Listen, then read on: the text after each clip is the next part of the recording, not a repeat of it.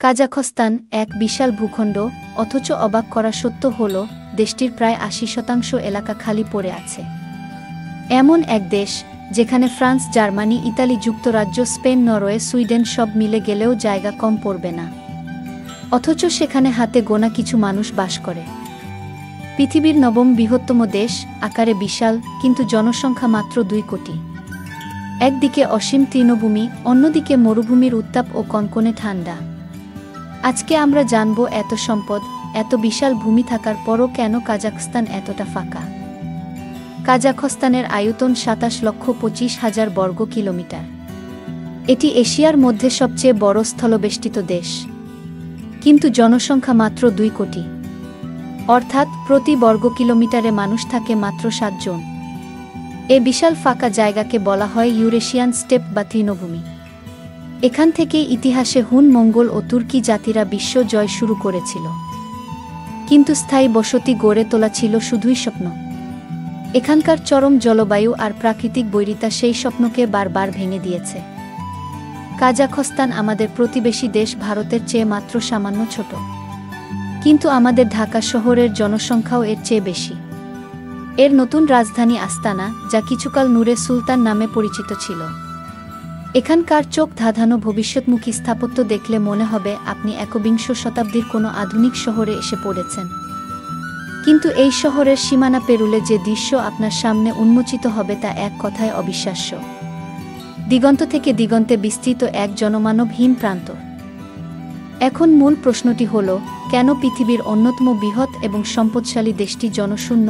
এর প্রথম কারণ হল কঠিন আবহাওয়া। কাজাখস্তান সমুদ্র থেকে অনেক দূরে, তাই এখানকার জলবায়ু এক্সট্রিম কন্টিনেন্টাল ক্লাইমেট। গ্রীষ্মকালে তাপমাত্রা উঠে যায় ৪০ ডিগ্রি সেলসিয়াসের উপরে। পানির অভাবে মাটি ফেটে চৌচির হয়ে যায়। মরুভূমি জ্বলতে থাকে আগুনের মতো। শীতকালে নেমে যায় -৪০ থেকে -৫০ ডিগ্রিতে। বরফে ঢাকা প্রান্তরে জীবন যাপন প্রায় অসম্ভব হয়ে পড়ে। শীতকালে ভয়ঙ্কর বুরান তুষারঝড় সব কিছু বরফে ঢেকে ফেলে। এমন চরম আবহাওয়ায় স্থায়ীভাবে বসবাস করা, কৃষিকাজ করা খুবই কঠিন। দ্বিতীয় কারণ, বিশাল মরুভূমি ও পানি সংকট। এক সময় পৃথিবীর চতুর্থ বৃহত্তম হ্রদ ছিল আরাল সাগর। এর তীরে ছিল সমৃদ্ধ মৎস্য শিল্প এবং হাজার হাজার মানুষের জীবিকার মাধ্যম। কিন্তু সোভিয়েত ইউনিয়ন তুলা চাষের জন্য নদীর গতিপথ বদলাল। ফলে আরাল সাগর ৯০% শুকিয়ে যায়। এতে হাজার হাজার জেলে বেকার হয়ে মাছশিল্প ধ্বংস হয়ে পড়ে। বাতাসে বিষাক্ত লবণ ও কীটনাশক ছড়িয়ে ক্যান্সার, যক্ষ্মা, শিশু মৃত্যু বাড়ল। আজ সেটি আরালকুম মরুভূমি নামে পরিচিত। দেশটির বড় অংশ জুড়ে রয়েছে মরুভূমি ও শুকনো তৃণভূমি। পানি না থাকায় কৃষিকাজও সম্ভব হয় না। মানুষ টিকে থাকতে পারে কেবল সেইসব শহরে যেখানে নদী বা কৃত্রিম জলাধার আছে। শতাব্দীর পর শতাব্দী ধরে কাজাখ জনগণ ছিল যাযাবর পশুপালক। তাদের জীবন ঘোড়া, উট, ভেড়ার সাথে মিশেছিল।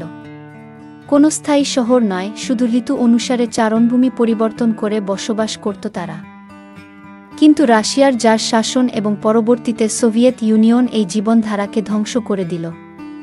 সোভিয়েত শাসনের সময় বহু মানুষকে জোর করে এক জায়গা থেকে আরেক জায়গায় স্থানান্তর করা হয়েছিল। অনেক অঞ্চল জোর করে অপরিকল্পিত কৃষি পরীক্ষার মাঠ বানানো হয়েছিল, ফলে অনেক গ্রাম জনমানবহীন হয়ে পড়ে এবং মানুষের মধ্যে অভিবাসনের ঢেউ সৃষ্টি হয়। ১৯২৯ সালে স্টালিন জোরপূর্বক কাজাখদের উপর সমবায়ীকরণ চাপিয়ে দিলেন। তাদের ৪ কোটি গবাদি পশু কেড়ে নিয়ে রাষ্ট্রীয় খামারে নিল।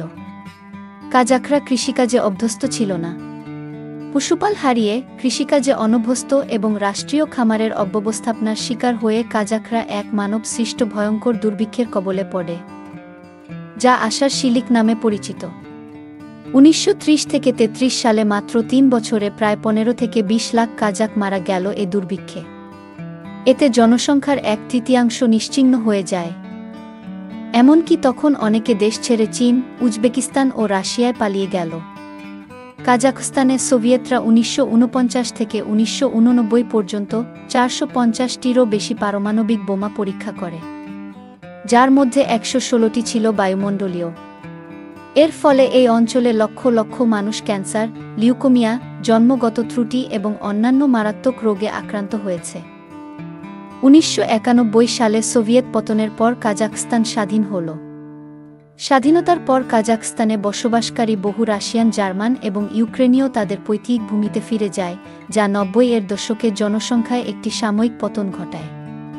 এর সাথে ছিল সোভিয়েত আমলের দক্ষ কর্মীদের চলে যাওয়ার কারণে সৃষ্ট ব্রেইন ড্রেইন।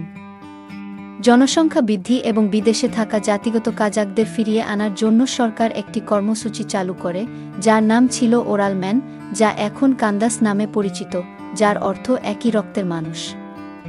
প্রাকৃতিক সম্পদ তেল, গ্যাস, ইউরেনিয়াম প্রচুর থাকলেও শিল্প ও শহরগুলো সীমিত এলাকায় গড়ে উঠেছে। গ্রামের মানুষ শহরে চলে যায়, ফলে গ্রামীণ তৃণভূমি আরও জনশূন্য হয়ে ওঠে। আজ হয়তো কাজাকরা এই বিশাল শূন্যতাকে আর অভিশাপ হিসেবে দেখে না। এই অন্তহীন প্রান্তর তাদের যাযাবর পূর্বপুরুষদের স্বাধীনচেতা মনোভাব, সহনশীলতা এবং প্রকৃতির সাথে লড়াই করে টিকে থাকার গল্প বলে। এর জনবিরলতা তাদের দিয়েছে ভূরাজনৈতিক গভীরতা এবং অতিরিক্ত জনসংখ্যার চাপমুক্ত একটি টেকসই ভবিষ্যৎ গড়ার সুযোগ। প্রিয় দর্শক, এই ছিল আজকের পর্ব। আশা করি নতুন কিছু জানলেন। ভালো লাগলে অবশ্যই লাইক, কমেন্ট, শেয়ার এবং সাবস্ক্রাইব করবেন।